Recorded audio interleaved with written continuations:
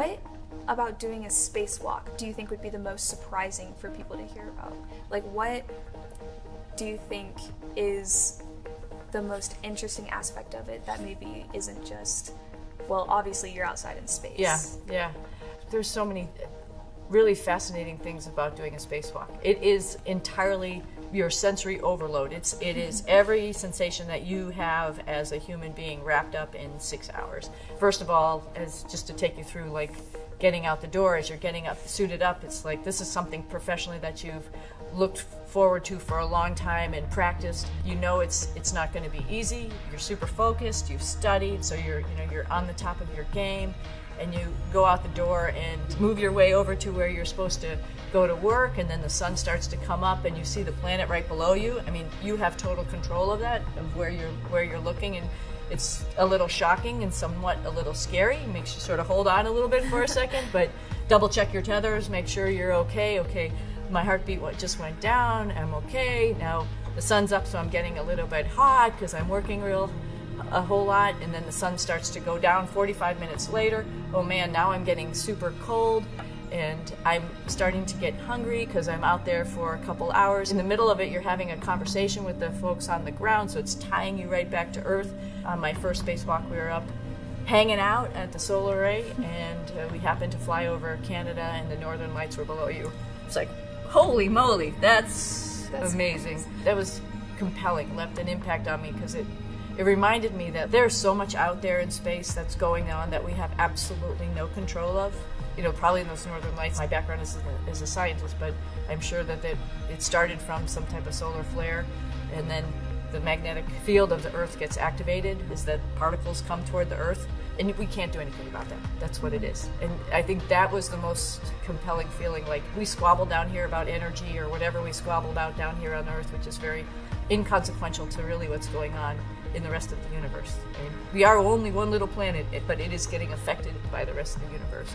And I think that really came true when I was sitting there and that green stuff was below me hitting the Earth, and it is what it is, you know? We're just part of it. So it's like all of that, and then at the end of it, you're like, wait a minute, tick-tock, you know, like, we have to get back in the house, right? So you have to go back, you know, then your brain starts to tick again. Did it get everything done? Where's all my equipment? Where's my buddy? Where's my partner? Make sure all of that, you know, sort of like survival skills, I think, at the end, this sort of tick in, you know, come to play. And every now and then it dawns on you that, like, hey, I'm in a very dangerous place, actually. The main goal of this spacewalk is actually to go outside and come back in, both of you. And I think it finally, at some point in time, that kicks in. So we practice all this on Earth, but there's always something that you don't anticipate. Either it's too hot or too cold for a piece of metal to work correctly. You might have to wait, and so there's a lot of highs that you got something done really quick and fast and you were successful. A lot of lows of, like, I'm working as hard as I can and I can't get this done, and maybe you have to alter the plan and call your buddy in to help you out. So it is really a huge spectrum. What is it like, or what does it feel like to see the outside of the ISS so close, knowing it's just like controlled falling just through space? You recognize that it's sort of fragile and you're living in there. I think that's one of the things, and it's also incredibly beautiful. It sounds sort of silly maybe, but it really feels like you're in space. You are really part of this universe, versus inside you're sort of like on a ship. I guess it's equivalent to like when you're on a boat and you're on the boat and you're having a pretty cool view of the water and all that kind of stuff, and then if you jump out and you go for a swim and you have some goggles on and you're looking around underneath, I think it's probably that different. It's like you're in it, right? You are in it. I think that's probably a good description of it. I had the opportunity to be on the top of P6 when we had a solar array sticking up, and then look down at it, and it was super cool.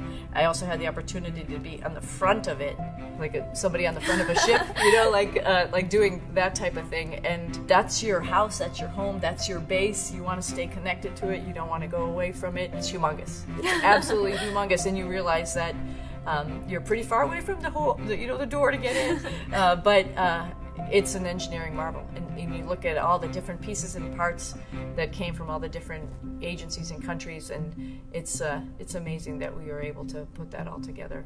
So it's humbling, super humbling, because you know you're just one guy out there. Hopefully you're not making a mess of it and making a mistake, and all the work of all those people, I mean, it's culminated into that amazing laboratory. It makes you stop for a minute.